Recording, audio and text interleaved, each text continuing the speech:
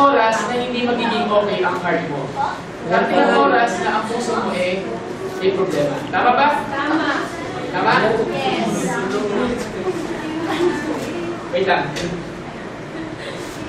Example. Ito si Dave. Nagkaso na kami. Illustration na. Okay lang? Ano pa na natin si Dave? Ito si Dave. Example. Si Dave. Okay. Okay. Ito si Dave. Example. Andito si Dave. Sabi niya, okay, puso niya. Sabihan niyo siya na pangit siya dati. Bakit?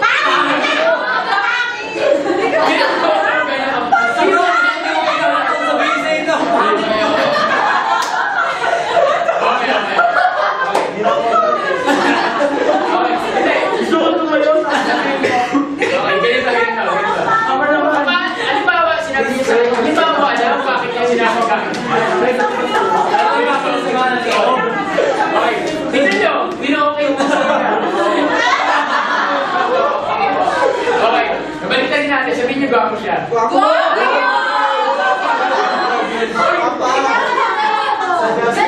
Okay, sarcastic to. Okay, ibig sabihin, etong taong ito, kahit nasabihin mo okay yung puso niya ngayon, there will be times in his life na pag may tao nagsabi sa kanya, ang pangit ko, Dave, alam mo, tagal ko gusto sabihin sa ito, mahal na mahal kita pero ang pangit mo. Of course, hindi siya maniniwala kasi hindi naman ako. Agree ba? Pag ikaw pa may nagsabi sa'yo, pangit ka maniniwala ka. Niniwala ako!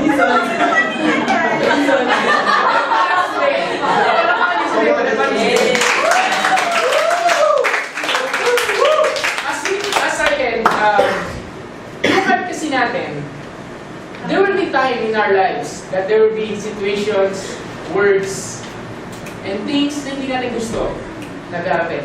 Yan yung tinatawag na sa Bible of flaming arrows. Pag sabing flaming arrows, things that hurts you. Things that will cause you to become bitter, things that will cause you to become angry, things that will cause you na maging magagalitin, ma-frustrate, magkaroon ng pride.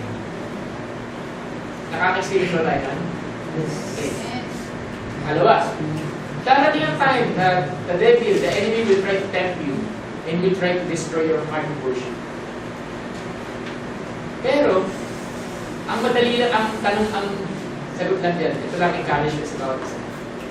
Si Lord, laging may solusyon sa lahat. Kaya yung word dito na sinasabi na search me and know my heart. Kasi yun ang itawag natin heart check eh. Ang question is, oo, feeling mo, alam mo, okay ka. Ang tanong ay, okay ka ba talaga? Diba? Kuya, paano ko malalaman na okay ako? Simple lang. Upuan mo. Huwag ka makinig lang sa sasabihin ng ibang tao. Pag sinabi ng nurse sa'yo, heart check. Heart check. Dapat na everyday nag-heart check tayo eh. Diba? Kung ang physical ang puso, nagpapacheck up tayo, ganoon din ang spiritual. Pag sabi heart check, sige Lord.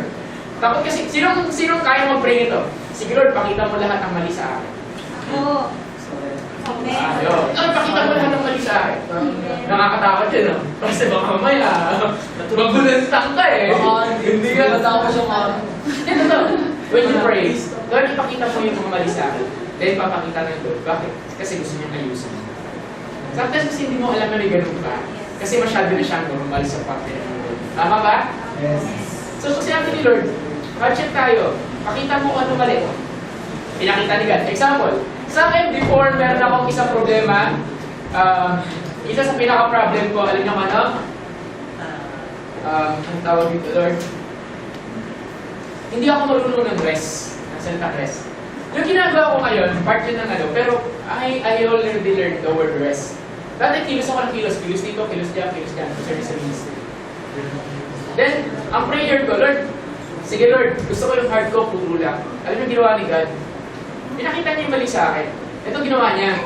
Tinanggal niya lahat ng hawak kong Bible study. Nagalit ako dun sa spiritual authority. Yung youth pastor namin. Nagalit ako. Ba't tatanggal yung Bible study? Eh, tama naman ginagawa ko. Nakipag-reason out ako. Feeling ko, ako kasi tama. Di ba? Kasi wala naman ginagawa mali. Pero maayos yung pagkakasabi ko Hindi gano'n. Maayos. Pero alam niyo kahit maayos yung text mo, Yung sa cart, yung alam mo yung sa likod ng kutak mo, sa likod ng, alam mo yung nag-grumble, yung gano'n yung, bakit ano, gano'n, yan. Eventually, nagkausap kami nung itong taong ito at sinabihan ako, ito kasi problema mo Mike ang yabang mo kasi. Sinabihan ako, gano'n, alam mo yung pastor, parang, wow, isang area, or gano'n. Hindi ko nakita yung kayabangan nila. Until nung bitawan ko yung mga Bible studies. Sa mga hindi nakakaalam po, pwede Grace of God, 200 po estudyante yung hawak ko ng Bible. Lahat pinabitawan sa akin. Binitawan ko, umiyak ako. Tapos, paulit-ulit lang sinasabi ko sa sarili ko, Lord, ayoko maging bitter dito, Pero alam mo to, yung matutulog ka, titigit yung mata mo, magre-ring na lang sa utak mo yung, ang yabang mo kasi. Alam mo yung gano'n? Alam mo yung parang merong word dito na umiikot-ikot sa'yo, ang yabang mo kasi gumagano'n. So, may bumubulong, ang yabang mo kasi. Then, sinesearch ko, Lord, saan ako mayabang? It took me 2 months of searching, hindi ko nakita saan ako mayabang. Actually, pakita sa akin ng Lord saan ako mayabang. Na sinabi niya na, lumabit kasi sa time, na sinabi ko sa kanya, bakit ako lang kasi kumikilos? Bakit hindi kumikilos yung form mo? Bakit hindi sila nagbabible study? I start comparing myself to them, which is form ng kayabangan. Comparison ay form ng kayabangan. I compare myself to them, then eventually, pinakita pa sa akin ng Lord. Yabang mo kasi feeling mo, may ganyan ka, ikaw na yung ikaw na yung mataas. Then, doon dinurog ng Lord. Alam mo paano inayos ang gana? Ito. Ito yung solution niya. Sabi ni Lord sa akin, puntahan mo yung pastor, make ka na sorry sa kanya. Wow! Bakit ako hindi na sorry sa kanya? Siya nga nakasakit sa akin eh. Ako siya nakasakit sa akin. Bakit ako hindi na sorry sa kanya? Parang baliktad ah. The point na naging bitter ka at nagaling sa kanya, that's already offense. Hindi yun ang question dito kung hindi siya na sorry sa'yo. Ang question dito is, willing ka ba gawin yung part ko para ikaw humingi na sorry sa kanya? Kasi kahit pa paano, nainis ka sa kanya. So, punta ako sa kanya, sa bahay nila, at totoo pala yun. Yung pag naglalakad ka papalapit dun sa tao na gusto mong hinga na sorry na ayaw mo, bumibigat yung paa. Parang may kadena. Alam mo yung ano? Yung malayo pa, okay pa eh. Alam mo, papalapit, alam mo yung nakapos ka na, alam mo yung may naka-stack ka na. Yung nasama pa na ako ng, alam mo yung mag-a-about face ka lang, yung tipong dito ka nakatingin, biglang gagano ka na lang. Diretso na. Hindi, nangyari talaga yun. Dumating yung time, nasa harapan ako ng gate nila, and alam mo yung hindi ko man lang ma-doorbell. Doorbellin ko na lang, it took me 10 minutes, patalon ako ng talo sa harapan ng gate nila sinasabi. Alam mo yung ano, Lord! Alam mo yung gano'n, yung hindi mo pakalayo, yung ano ba, papasok pa ako kaya. Eventually, dinoorbell ko, binuksan niya, inasarap ako na siya, spacious ako. Tapos, unang mag-usap kami, sinabi na sorry for everything, and so on and so forth. It's just a blessing lang na sinabi niya sa akin, I commend you kasi you have guts para gawin yung mga ginawa. And I praise God for that. That's why, doon ako tinuruan ng Lord na papaano magpakumpa. It's not easy, pero grabe. Ang kapalit nun, ibang classic blessing. Diba? I do a Bible study with 40 students. And who knows, na yung pala, na yung Bible study, yung mga Bible study ko na bitawag ko, eto, kasama natin sa simbahan. So, if you give your heart to God, and pina-check mo, at sinabi, heart check tayo, anak. Then sabi, sige Lord, eto puso mo. Then actually, ang ginagawa mo, yun yung point number 4. You are already leaving a mark in the heart of God. Kasi, you are humble enough para ang tawag yan, i-accept yung correction niya. Amen ba? So, pag sinabi ng Lord, ay ang anak ko na yan, believe ako dyan. Pag sinabi kasi you leave a footprints in the heart of God, ibig sabihin, isa lang word, isa lang sentence sa Tagalog, believe ang Diyos sa iyo. Amen. So, question is, believe ba sa iyo si Lord? Ikaw, believe ka kay Lord. Siya, believe ba sa iyo? So, I'll tell you this story. Then, we're going to do something.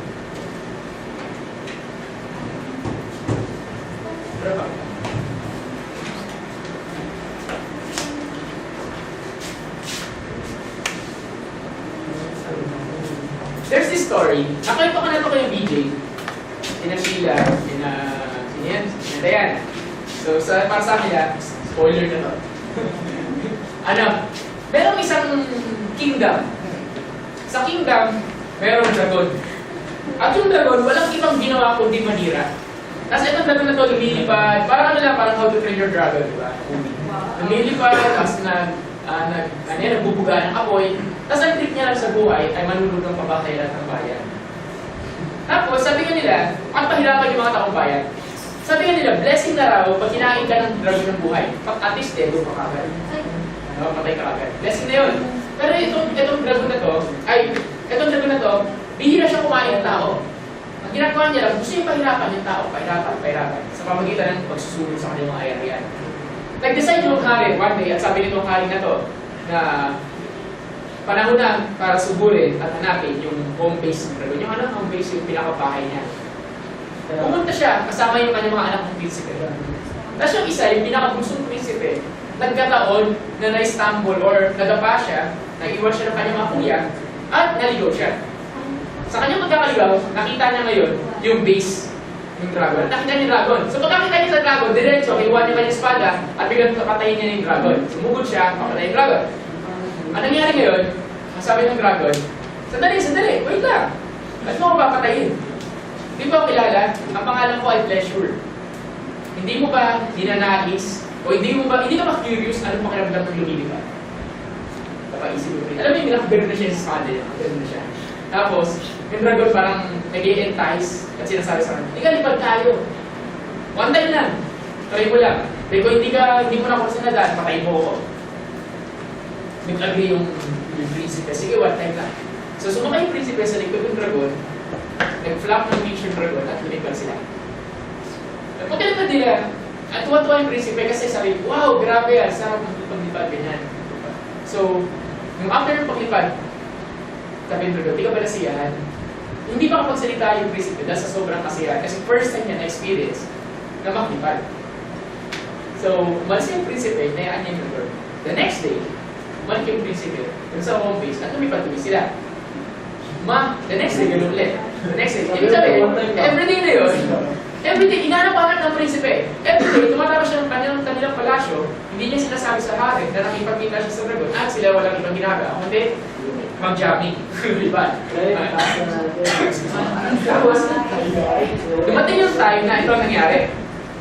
Ayaw niya na eh. Kasi yung nahirapan yung hari, kakakating sa dragon, tapos sinusunod yung mga bagay, mga bahay. Ayaw niya na. Pero kahit sa kabila ng ayaw niya, hindi niya malaman na mayroon parang invisible thread na umihila sa kanya pabalik doon. At kahit ayaw niya, alam sabihin niya, ayoko. Sige na nga. Alam yung gano'n? Alam yung gano'n. Eventually, makikita niya lang yung sarili niya. Nandun. Dumating yung time na hindi niya na makontrol yung sarili niya at yung pagdipad kasama yung dragon at pakipagkita sa dragon ay naging addiction at naging bahagi ng buhay niya. Eventually, may time na lumipad sila. At ang trip ng dragon ay manunod na naman ng moment niya. At nasa likod yung prinsipe. Nanunod yung dragon na habang nasa likod yung prinsipe, kitang-kita ng prinsipe, ginagawa ng dragon at wala siyang magawa. Tapos, may mga taong bayan na nakakita sa kanya. Nung nasa palasyo na siya, ang balak niya magpapatago siyang tatakas para umalis na doon, para hindi siya mahanti. Nung patago siya tatakas, meron ako palang hindi nasabi sa inyo. Sa paglipad sa pagsasakay ng prinsipe doon sa dragon, nagkaroon siya ng scales dito. Nagkaroon siya ng kaliskis. Dragon scale. So, ginawa niya para patago yun, nagsuot siya ng gloves. So, lagi may gloves siya. Ito yung kinidukari at ito lagi siya palagi siyang may gloves. Tapos, yun nga yung after nung sinulugin ng manulog yung dragon na nakasama siya, sinabi niya sa sarili niya, ayaw na sa palasyo, hindi ako dapat dito, alis na. Sa kanyang pag-alis, sakto nang dumating yung taong bayan para magsubong sa hari. At biglang, kala niya wala makakilala sa kanya, biglang sinabi ng isa, andun siya. Kasama niya yung dragon, nandun siya sa likod. So eventually, pinuyog siya at hinarap sa hari. At sabi, eto kasama siya ng dragon, etc. Sabi nung prinsipe, sabi nung hari, tinanong, totoo ba yun? Tanggalin mo yung nasa gloves yung kamay mo. Nakayuko siya, diba? Nung nakita nila may dragon scale, nag-hysterical yung mga tao, patayin yung hari. So, yung hari, niyaya yung kanyang prinsipyo, kanyang gusto anak sabi, punta ka sa akin, kapit ka. Ina-expect niya judgment. And, tama naman, di ba? Kasi, isip pa, patay na hindi niya pinatay. Kapag pinadel siya, ang ginawa ng hari, niyak siya. And yung prinsipyo, umiyak. Nagulat ang mga tao. Bakit niyayakap niya? Bakit di niya patayin dapat para kayo? Then yung hari, in the top of his voice, nila sumigaw na silence. And eventually, sinabi, ang dragon, mautak. Wala siya ibang gagawin, kundi mag-deceive. Wala siyang gagawin, kundi dokumit. Nasimula masarap. Pero sa dulo, tapos bila yung sinabi, sino pa dito ang meron sumakay sa dragon? Nagulat yung prinsipe. Yung sinabi ng hari yun, bigla may isa pang tao na taas ng kamay. Yan, galing gloves, may gloves din, yan, galing gloves. At walang iba yun, kundi yung kuya ng prinsipe na isang dakilang warrior. Meron din siyang dragon sleeve. At maya-maya, nagsunod-sunod na sila lumapit sa hari. At sinabi ng hari na mag-isa, hindi mo kaya gawin ito. Pero sama-sama, matatalo naman siya. Ano yung point ng story? Point ng story is this. What is really laman ng heart mo? Yung prinsipyo kasi natago niya yung dragon scale. Di ba? Kaya may gloves. Tayo yun. May mga bagay na tinatago sa buhay natin. Ayaw natin i-expose, ayaw natin i-reveal, ayaw natin i-reveal. And eventually, makikita mo yung sarili mo on the same spot, ba't kinatol? Paulit-ulit, it's been a cycle. Kasi, it's between you and the dragon. Lahat tayo may dragon sa buhay. Yung dragon na yun, yung bagay na hindi mo maiwasan, kahit anong takbo mo, alam mo yung biglang babalik ka doon, kahit ayaw mo na nandun ka. Kasi, ayaw mo sabihin na may problema ka. Ayaw mo aminin na there's something wrong. Kasi parang nakakaya. But God is, yung hari ay like si Gadyo na sinasabi niya, anak, all you need to do is be honest, dapat ka sa akin, and ako ba? It's about truth. And today, the truth will set you free. And the truth is not a being, that is Jesus. The truth is not a being, the truth is a being. Walang iba yung kundi si Jesus. Masakit yung totoo, di ba? The truth is painful, but sabi, it will set you free. Question is today, willing ka ba magpaset free kay Lord? So, are you willing magpaset free kay Lord? Ayaw nyo? Tahimik ka. Tahimik ka. Okay, so if you're willing magpaset free kay Lord, can I invite everyone? Tayo lang tayo. Let's just worship.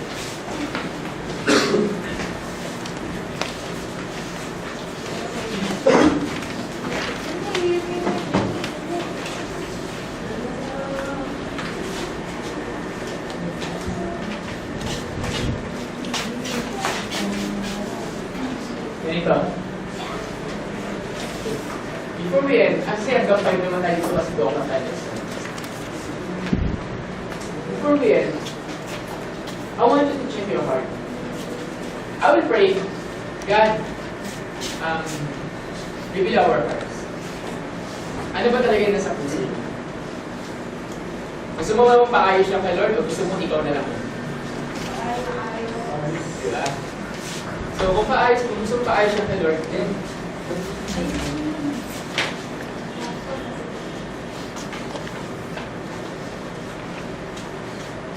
it's between you and the Lord. Okay, kasama worship din dito kasama yun. Panginoon, sa oras na to, we come before you, Lord. God, nais namin, purihin ka, sabayin ka. Yung puso namin, Lord God, walang ibang nanaisip ng day ko. So also to Lord, sa bawat isa ng aking kaboses sa taas, let your spirit come. And let your spirit just invade us.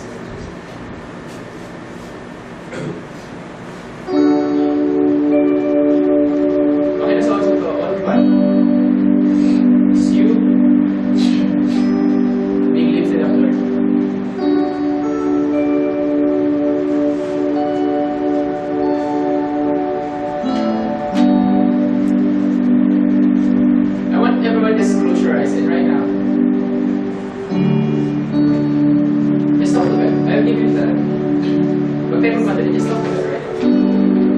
dapat may maayos sa puso mo.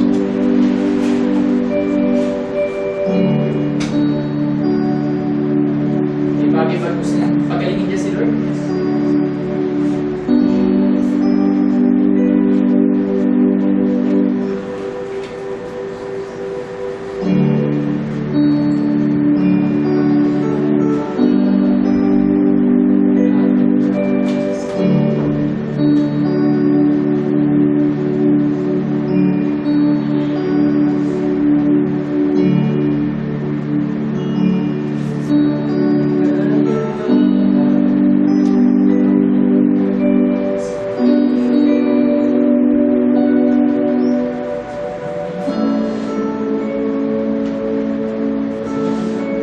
Thank you, Lord God Jesus.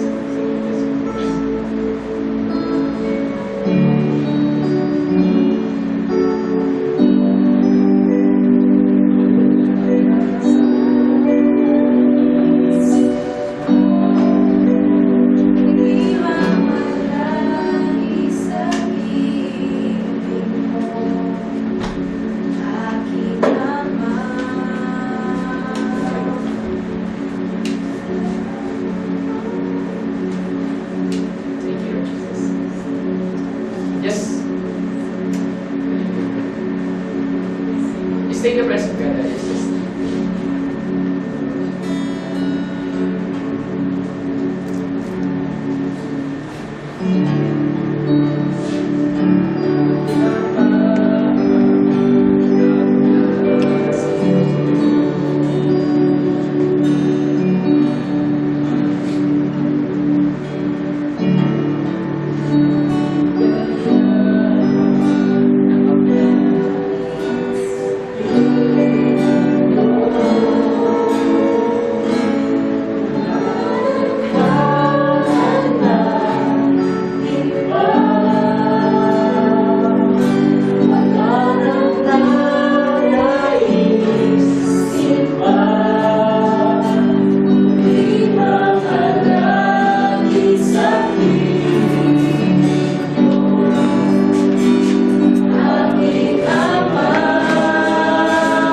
Can I invite you, bro? You can sit down right now. You can kneel down before God.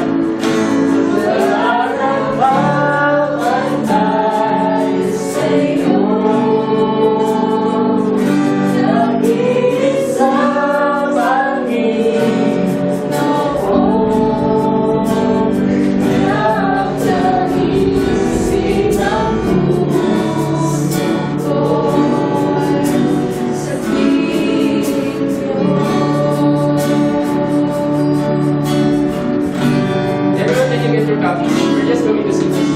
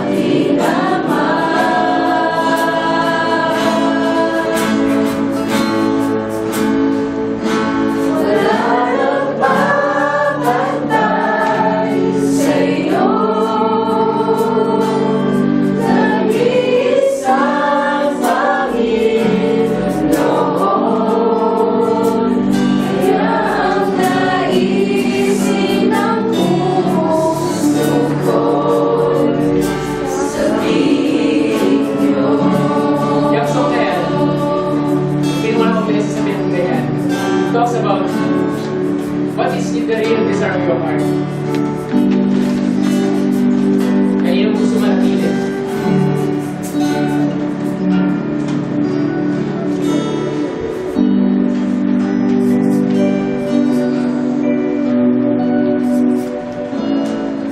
Kapatid, church,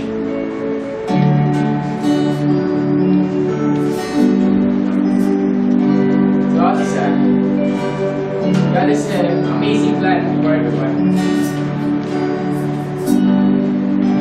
But,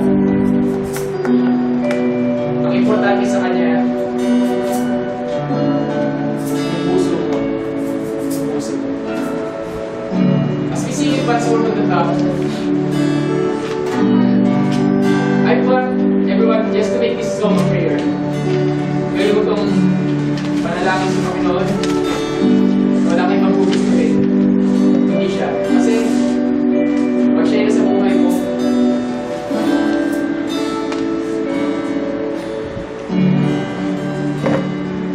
everything will go alright. Thank you, Lord Jesus.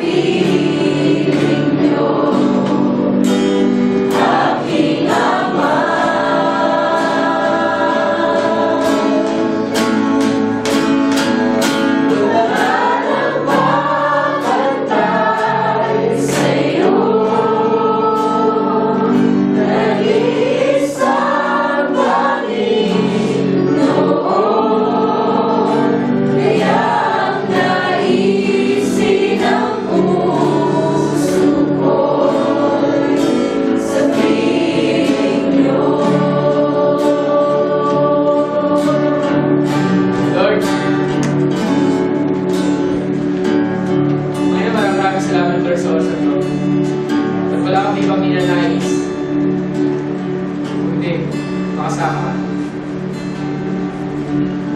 Before I come here, may sinabi ang Lord sa heart, sa puso ko, I believe. At sabi niya, sa araw na to, may mga taong papagalingin. Pero hindi physical na sakit, kundi sa puso.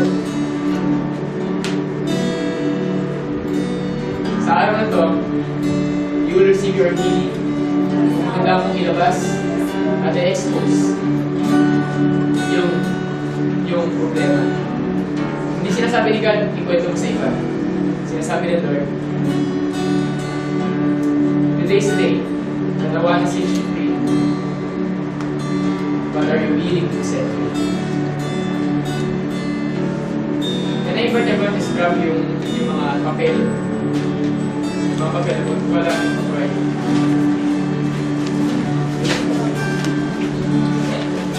Babad lang tayo sa presence ng Lord, pwede ba yun? Let's just give God another 5 minutes, 10 minutes before.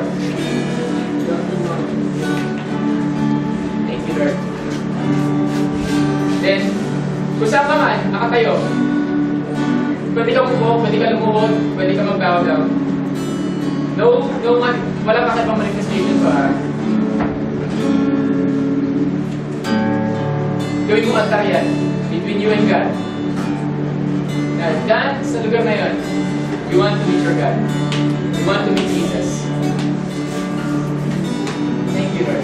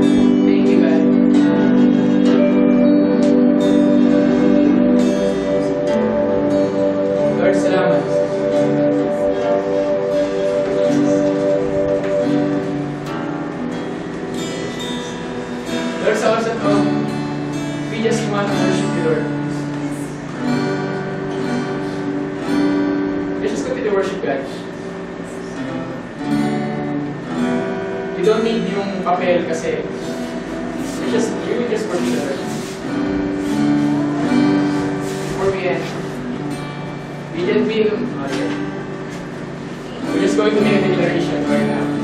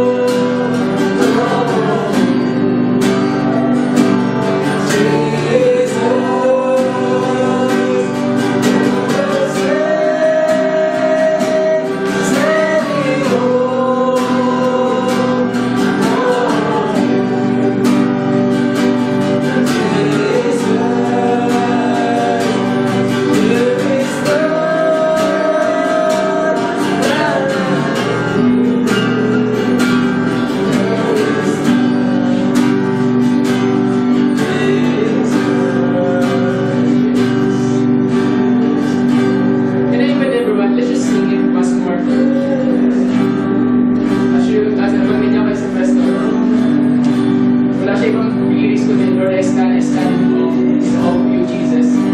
There's none like you. There's none, Jesus. Worship Jesus. Lord, I stand on you, Jesus.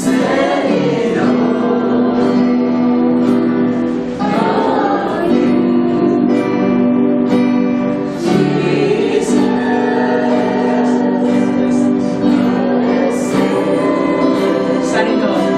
Standing on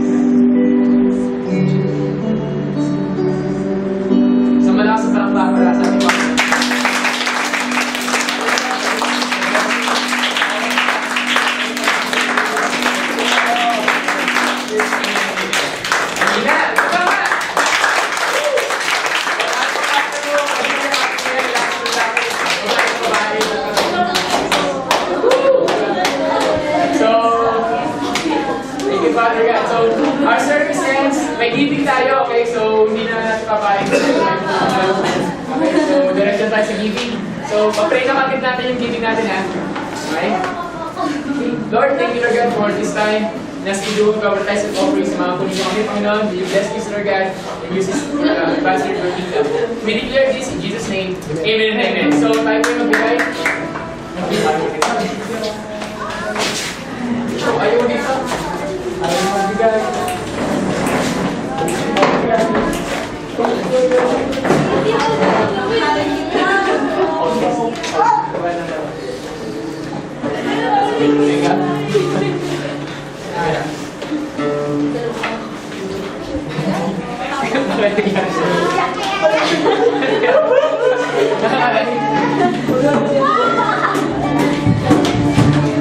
Ay, ko'y magbigay.